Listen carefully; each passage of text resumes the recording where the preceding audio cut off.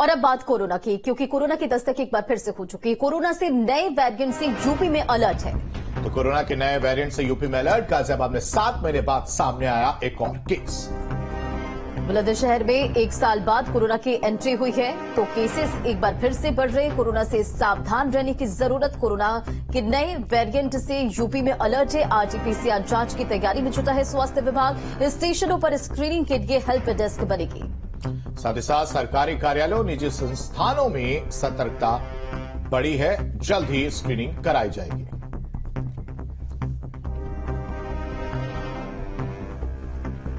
तो देश में लगातार अगर बात की जाए तो कोरोना के मामले सामने आ रहे हैं। अगर भारत की बात की जाए तो 21 केसेस जो है अब तक वो देखने को मिले हैं। चलिए अब आपको ग्राफिक्स के जरिए समझाने की कोशिश करते हैं कि आखिर कोरोना से सावधान रहना कितना जरूरी है। दरअसल आरटीपीसीआर जांच की तैयारी में प्रशासन जुटा है, स्वास्थ्य विभाग जुटा है। साथ ही साथ स्टेशनों पर स्क्रीनिंग के लिए भी हेल्प डेस्क बनाया जाएगा। तो सरकारी कार्यालय, निजी संस्थानों में बढ़ेगी सतर्कता। बुलंदशहर में आपको बताते चले 1 साल बाद फिर से कोरोना की दस्तक और देश में 614 कोरोना के केस सामने आए हैं। केंद्र सरकार के राज्यों को दिशा निर्देश हैं और आपको ये भी बताते चले हर 3 महीने में मॉक ड्रिल के निर्देश दिए गए हैं। गाजियाबाद में 7 महीने बाद सामने आया केस और कोरोना के नए वेरिएंट से उत्तर प्रदेश में अलर्ट है। तो बुलंदशहर में 1 साल बाद कोरोना की एंट्री हुई है। नाबालिग लड़का कोरोना पॉजिटिव हुआ है।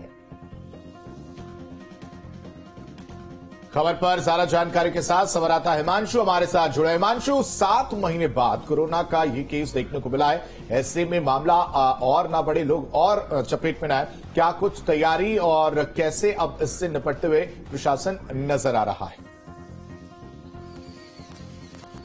देखिए, बात अगर गाजियाबाद के स्वास्थ्य विभाग की करें तो वहां पर एडवाइजरी पहले ही जारी कर दी गई है और एडवाइजरी के तहत ये कहा गया है जितने भी सर्दी जुकाम या फिर बुखार के मरीज आ रहे हैं उन सभी की आरटीपीसीआर जो रिपोर्ट है वो अब मैंडेटरी कर दी गई है। सभी के एंटीजन और आरटीपीसीआर रिपोर्ट कराई जाएगी ताकि पता चल सके कोई मरीज कोरोना पॉजिटिव तो नहीं है, क्योंकि अभी जो कल एक रिपोर्ट आई है वो ये बताया जा रहा है कि काफी हद तक JN1 जो नया वेरिएंट है कोरोना का वो रिपोर्ट हो सकती है। यही वजह है कि उनकी रिपोर्ट को जांच के लिए आगे भेजा गया है और साथ ही उनके संपर्क में जितने भी लोग, क्योंकि वो खुद एक पार्षद हैं, तमाम लोग उनसे मिले हैं।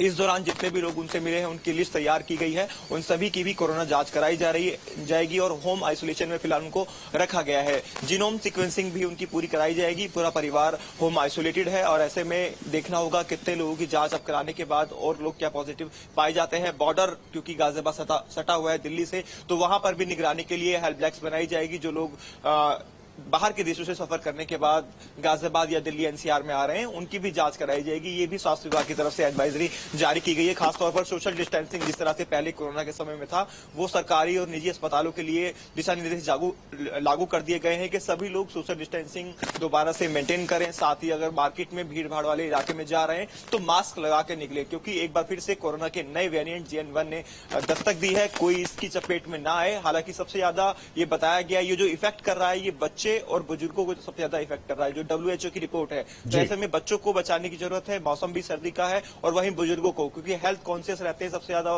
इनके ऊपर जल्दी इफेक्ट पड़ता है। तो देखना होगा फिलहाल किस तरह के और स्टेप उठाए जाएंगे। लेकिन फिलहाल जितने भी गाजियाबाद के चाहे CSC हो, ठीक है मानशु, नजर बना के रखिए, आगे भी आपसे अपडेट लेंगे। फिलहाल तमाम जानकारी देने के लिए आपका बेहद शुक्रिया। तो चलिए खबरों में बढ़ेगी आगे और अगली बड़ी खबर हल्द्वानी